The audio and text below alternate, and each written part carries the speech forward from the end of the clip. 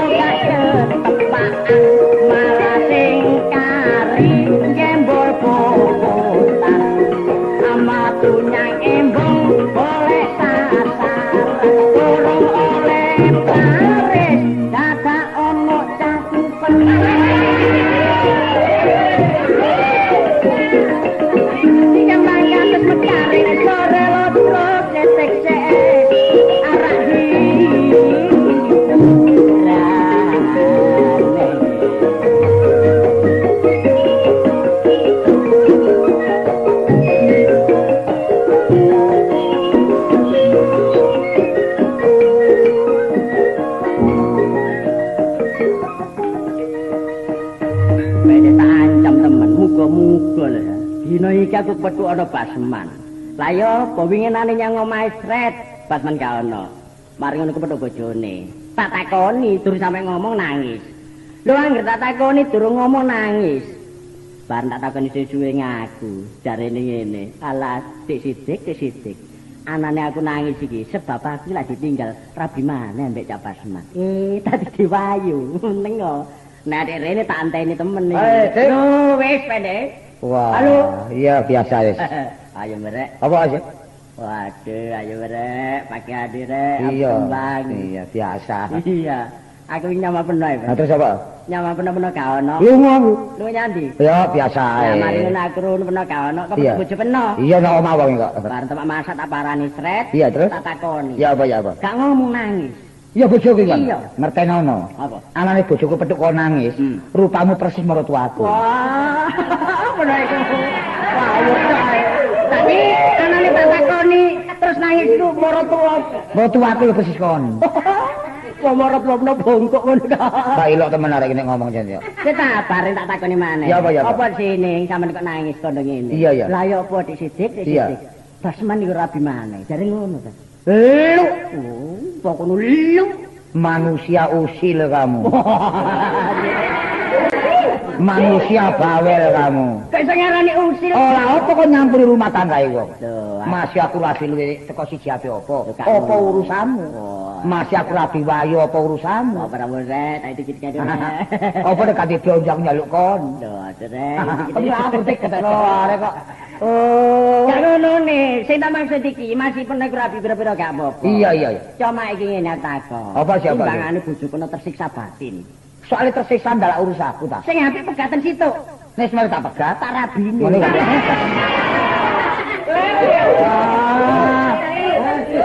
Omongmu dengan kenyataan nyimpang sama Kok sekali. iso nyimpang? Ya iki sapa paribasane, ojo sok nyaponi latare wong liya nek latarmu sik kotor. Lah apa nyapone? Oh, aku kon ngoreksi awakku wong awakmu sik kotor. Saya tak takoni sik ya. Iya, terus Penoanane sampe rabi loro dasare apa sih? nek gak ngerti takono tak jawab. Ya, coba. Anane aku rabi loro, Mm-mm. sebab aku nulung nasibe wong wedok. Ya, ya. Nulung wong wedok. Lah, ya